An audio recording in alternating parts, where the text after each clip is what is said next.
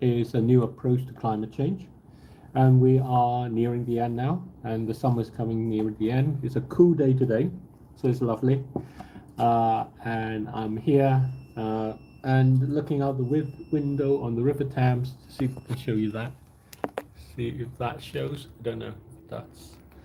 Uh, and so, anyway, we're just talking about my sister who's visiting America at the moment, and they're going around all these places, and they're saying things are actually quite expensive, and the food portions are no longer as like massive; they've become more human-sized. So it makes the price even more apparent. So I guess that's just how they are. And they're in Washington. There's like the police and guards everywhere. It's all very kind of bit nervous stuff. Don't know what it's really like, but anyway, just some thoughts from them and their travels. So coming back to the book, we're talking about transformational ownership, which is about it's an idea to say how we can actually buy out the existing kind of globally significant businesses, industries, so that they're owned by the global citizenry, and what happens as you transform that.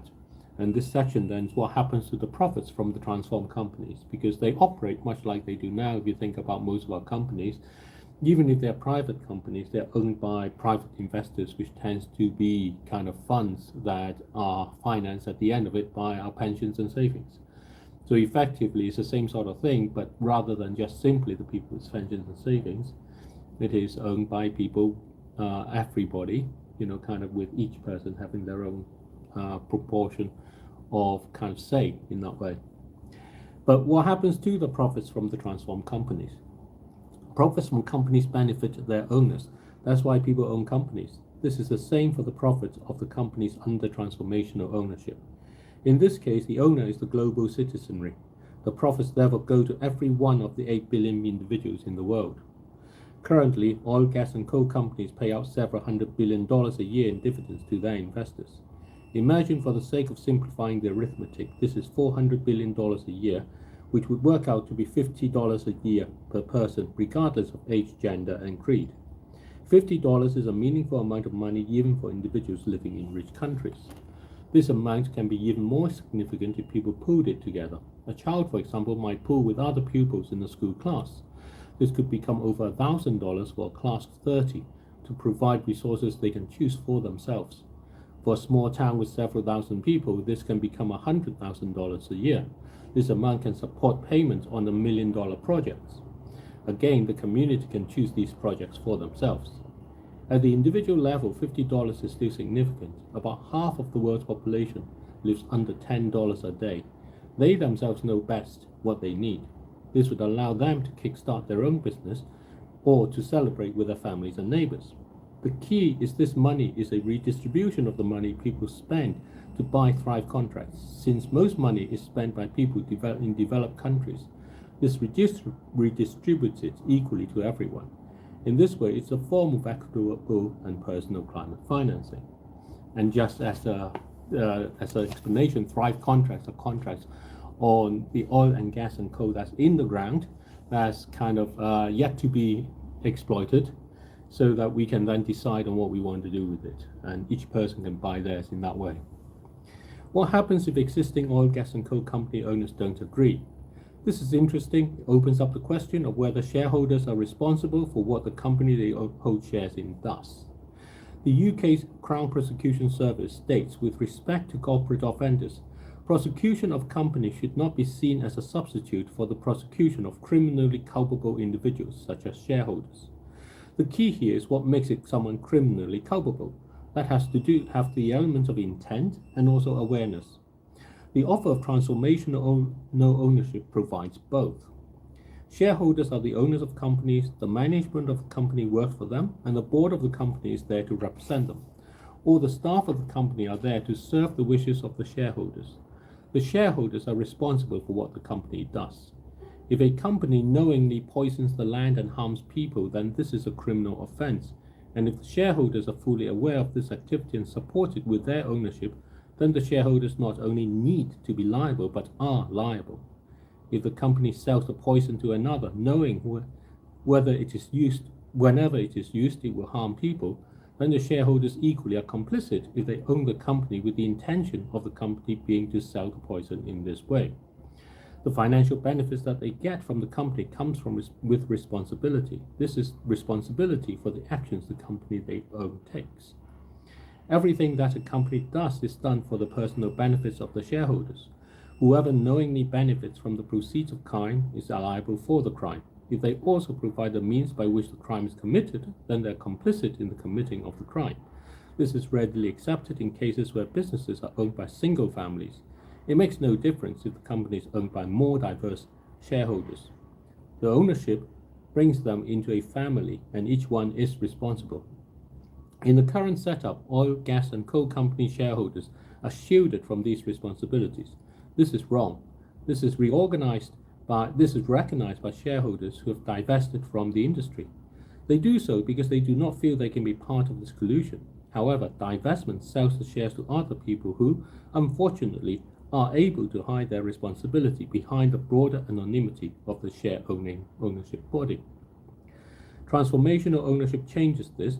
It is the buyer for all existing shareholders to sell to, not just the divesting ones. By offering to buy out a company, each shareholder is now given a personal choice. They can accept a get out of jail free card and sell their shares for a fair price, or they can hold on to the shares and accept the responsibility of what the company does. The fact that they keep their shares when the economically fair alternative is presented becomes a declaration of intention to be responsible for producing oil, gas, and coal.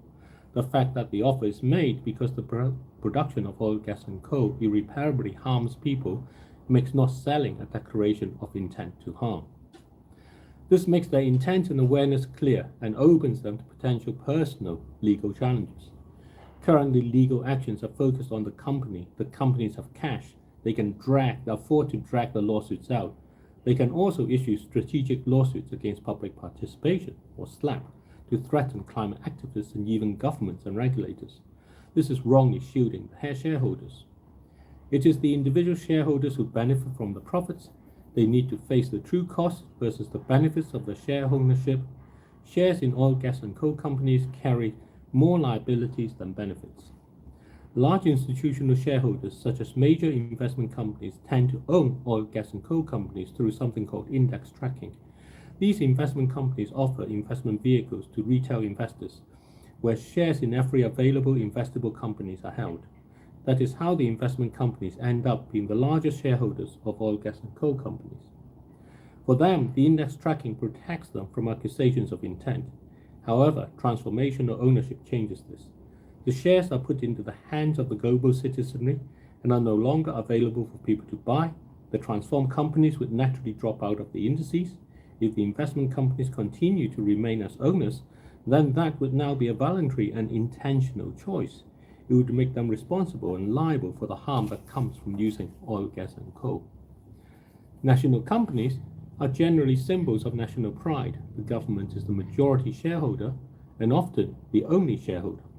Politicians are the ones who typically hold the ownership decisions. This puts politicians in the hot seat. The economics of the government under transformational ownership is unchanged. The transformed companies will still pay the same taxes and contribute to the government coffers. The Thrive contracts will pay the governments the same royalties as long as Thrive contracts are sold. This means that governments do not lose out. This would make the governments liable, since the ownership decision of a national company are through politicians. If the governments put the vote to a free vote, that is the politicians who are in the hot seat. Whether it is personal, institutional, or governmental, ownership of oil, gas, and coal companies carries more liabilities than benefits. So I think we'll stop there. That's basically, it's a pretty heavy section. Love to explore that more, and maybe something to take to kind of like a business school and other people about what it means to be owning companies and how we do that in a time when the problems we face are so large that we have to really think about those things. What is investable, what should be investable, and what's not. So anyway, that's enough for now for today. What do you think, Mom? Mm-hmm. Yeah. So enjoy your day. Have a great time. Love to everyone. God bless. And yeah, God bless. My book is Thriving at Nature's Pace. Do get a copy. Promote it if you like. And love to talk to people about it. Just get in touch. Bye bye. Bye.